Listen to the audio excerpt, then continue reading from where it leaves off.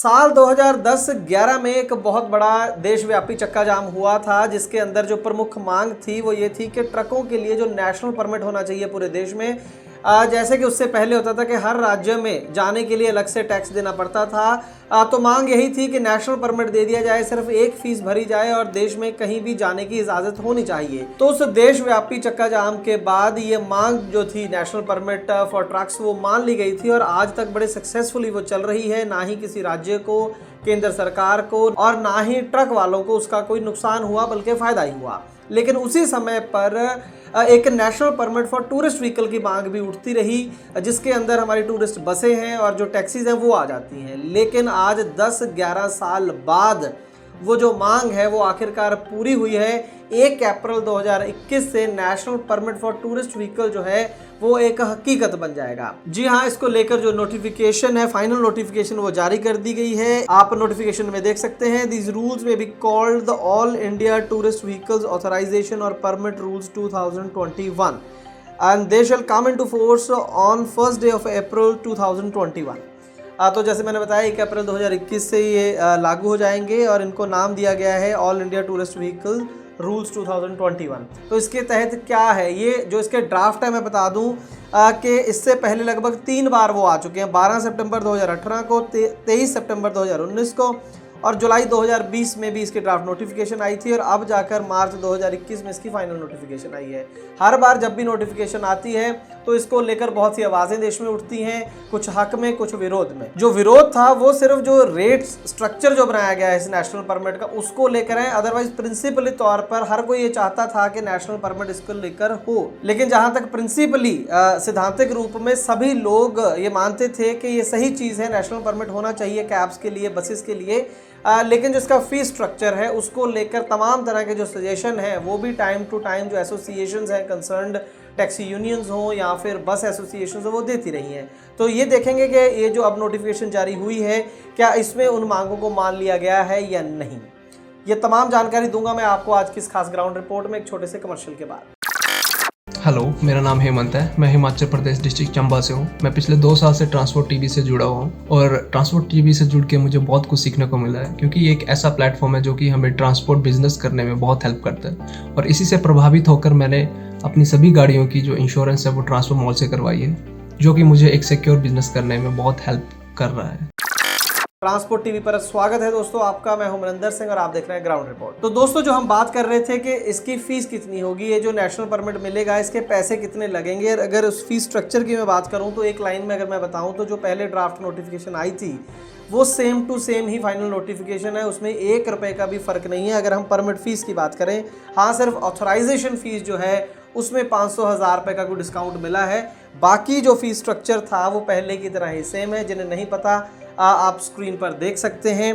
3 category बनाई गई हैं। जिन वाहनों की सीटिंग कैपेसिटी लेस देन 9 है, 9 या 9 से कम है, उनकी जो ऑथराइजेशन फ़ीस है वो 500 रुपये लगेगी। और अगर वो एसी गाड़ी है तो 25,000 रुपया साल का देना होगा।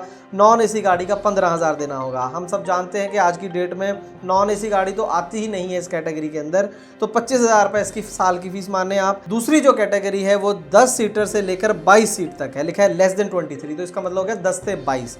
तो उसकी जो ऑथराइजेशन फीस है वो 750। और जो एयर कंडीशन गाड़ी का 75,000 रुपये साल का और नॉन एसी का 50,000। इस कैटेगरी में भी बहुत कम गाड़ियां जो हैं वो नॉन एसी हैं, ज़्यादातर एसी गाड़ियां देखी जाती हैं।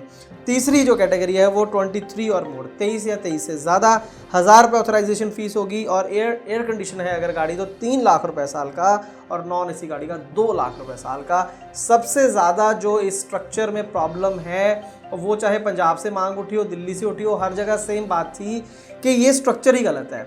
इसमें देखिए आप, पहली कैटेगरी में लेस देन 9, इसका मतलब यह है कि 5 सीटर अगर गाड़ी है तो भी 25,000 देना है, 9 सीटर अगर गाड़ी है तो भी 25,000 देना है।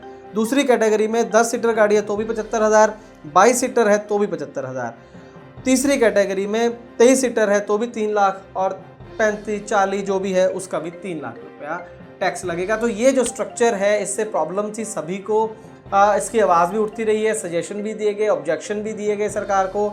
लेकिन ऐसा लगता है कि सरकार ने वो तमाम जो सजेशंस और ऑब्जेक्शन थे उनको इकट्ठा करके डस्टबिन में फेंक दिया है। कोई बात नहीं सुनी गई है।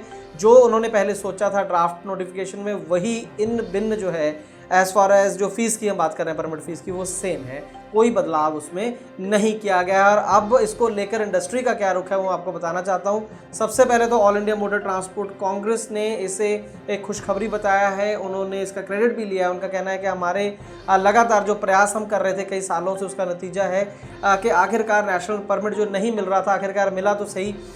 तो उसकी उन्होंने बधाई भी दी है सभी को और इस पर खुशी जाहिर की है। दूसरी तरफ हमने बात करी श्री हरीश सब्बरवाल जी से, जो all India motor transport Congress के वाइस प्रेसिडेंट हैं, दिल्ली कॉन्ट्रैक्ट बस एसोसिएशन जो है उसके जनरल सेक्रेटरी हैं, सबसे बड़ी नॉर्थ इंडिया की ये बस एसोसिएशन कह सकते हैं इसे, और भी AMTC की अहम जो कमिटीज़ हैं उनके चेयरमैन भी हैं। तो उनका जो रुख है इसको लेकर वो बिल्कुल भी वो खुश नहीं है। इसको लेकर पहले भी वो अपनी नाराज़गी, सजेशंस, कमेंट्स बताते रहे हैं इस पॉलिसी को लेकर, और कभी भी उनकी खासियत यह है कि वो शब्दों में कंजूसी नहीं करते हैं, जो उनके दिल में होता है वो बताते हैं साफ साफ। तो इस बार भी उन्होंने 2-3 वही पॉइंट जो पहले उन्होंने कहे उन्होंने रिपीट करे। सबसे पहला उनका यही था कि कैपेसिटी बेस्ड ये जो बनाई है कैटेगरी ये गलत है, स्ट्रक्चर जो हम बात करके रहे गलत है, इस तरीके से नहीं होना चाहिए। सीट बेस्ड हो, सीधा सीधा जैसे पर सीट लगा दिया जाए जो भी परमिट फीस है। अगर मान लीजिए अगर कि 2000 रुपये पर सीट है तो 5 सीटर गाड़ी है 10,000 हो जाएगा, 10 सीटर गाड़ी है तो 20,000 हो जाएगा, and which is fair enough. मतलब उसमें हम ये नहीं कह सकते कि भाई 2 गाड़ियाँ छोटी बड़ी सेम टैक्स है तो वो उसमें नहीं होगा। तो ये बहुत बेसिक सजेशन था, बहुत पहले था। अभी भी उनका यही एतराज़ है कि पता नहीं क्यों सरकार ने माना नहीं।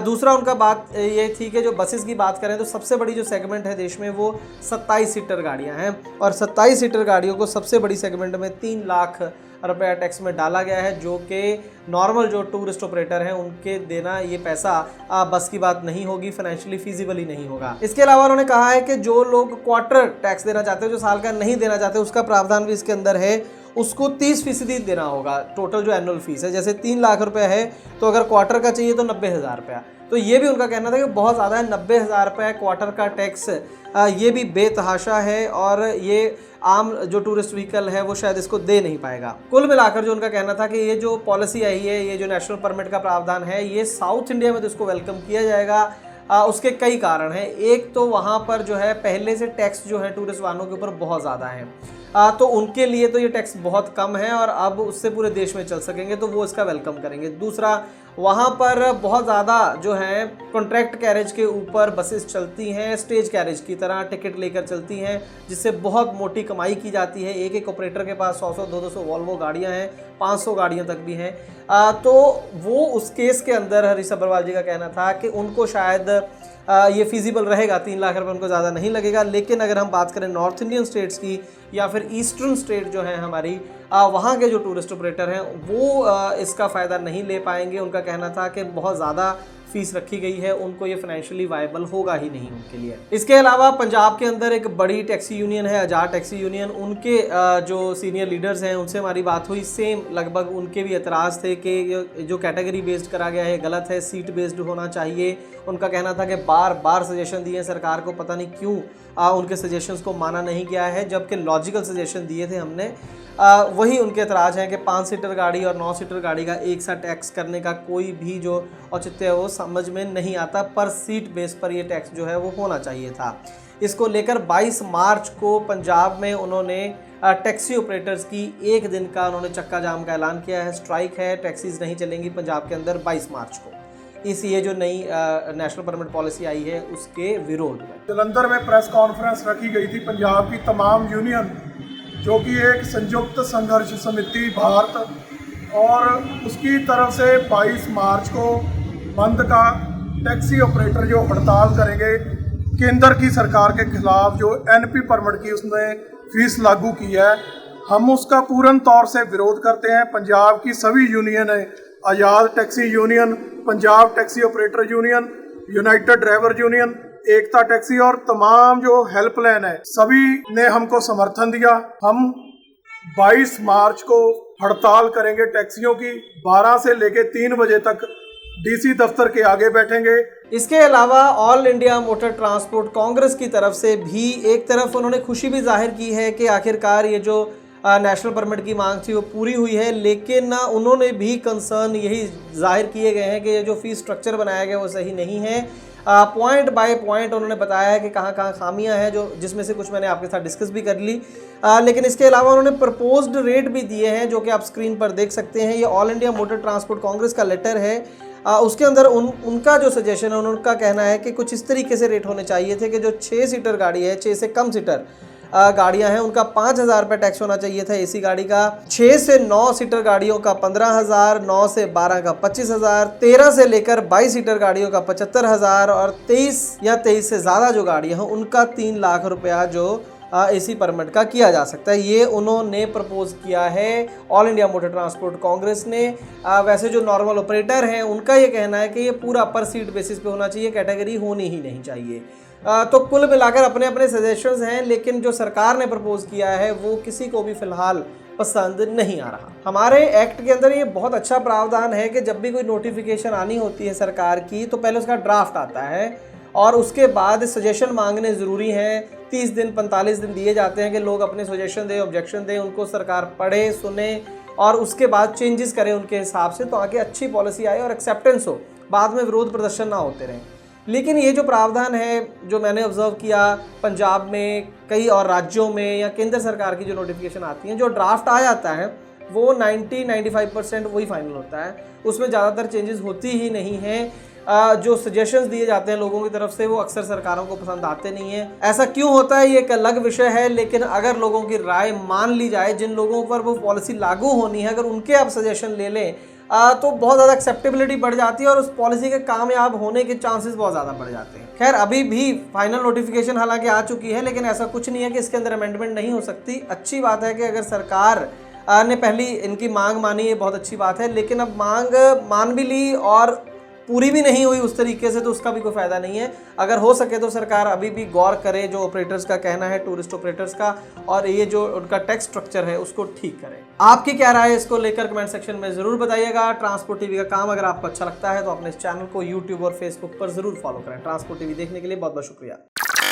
दोस्तों, अगर आपकी गाड़ी का बीमा खत्म हो चुका है और नए बीमे के लिए इंस्पेक्शन की जरूरत है तो ट्रांसपोर्ट मॉल को संपर्क करें। खर्चा तो कम होगा ही, देश के किसी भी कोने में आपकी गाड़ी हो, हमारा सर्वेयर वहां पर पहुंच जाएगा। इसीलिए मैं कहता हूं कि गाड़ी का बीमा सिर्फ और सिर्फ ट्रांसपोर्ट मॉल के प्लेटफॉर्म से 90-831 90-831 पर अभी अपनी गाड़ियों के नंबर व्हाट्सएप करें। ट्रांसपोर्ट टीवी को यूट्यूब पर अभी करें सब्सक्राइब और दबाएं बेल आइकन। फेसबुक पर लाइक करें हमारा पेज और ट्विटर पर भी करें फॉलो। ट्रांसपोर्ट टीवी, जानकारी लाभकारी।